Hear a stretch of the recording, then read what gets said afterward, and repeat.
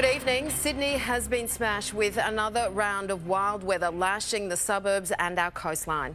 Flooding, mudslides, even impromptu waterfalls brought on by torrential rain, while dozens of children needed to be evacuated as their preschool was inundated. Carried out one by one. Okay. Parents were called to pick up their kids early in Leumeah as Leaping Learners Early Education Centre was forced underwater. You know what? It happened. It happened. This afternoon, rain belted the southwest. What a day. No, didn't think this would be happening. As a severe thunderstorm and flash flooding moved across the south coast, fields filled with water. In Bega, this ute plunged into the rapids, the SES hauling the driver to safety. This was Mogo, streets rapidly transformed with waters rising outside shops. Cars submerged, Mogo Creek flooded. Pretty hectic, and it doesn't look like it's going to ease off. Pretty sad, like, we copped fires, now we copped the rain. Last night, a rock wall turned waterfall on the M1. Excuse me, mate. You know where Gosford is? Today, the force of the water causing a landslide in Milton, trapping drivers in Moore Park. You okay?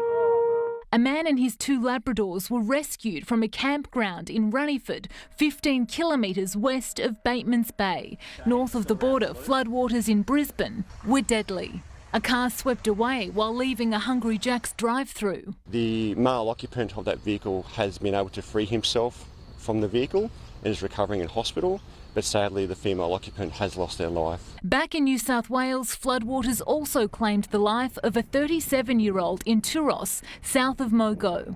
Sydney thunderstruck, rain blanketing the city. Heavy downpour in Campbelltown, Sydney. It is, mate. Not a good day to leave washing on the line.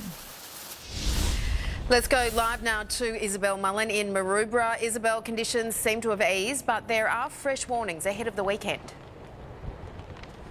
Good evening, Angela. A hazardous surf warning has been issued for the New South Wales coastline, with people encouraged to avoid the beaches this weekend.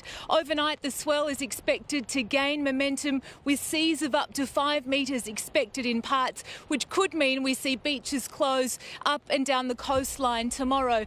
If you just want to get out and about, though, there is good news. These clouds should clear and we should finally see some sunshine. OK, Isabel, thank you. Sal, how are things right now? Well, Ange, it's a lot calmer than what it was a few hours ago. Let's have a look at how things unfolded today. In case you missed it, the day started off well at Randwick, then this. Those black clouds brewing. Cronulla, meanwhile, was hit by a line of storms. Around 10 millimetres fell, very thick and fast there. Small hail and loud thunder was also reported across quite a few suburbs, Penrith going from one extreme to the next.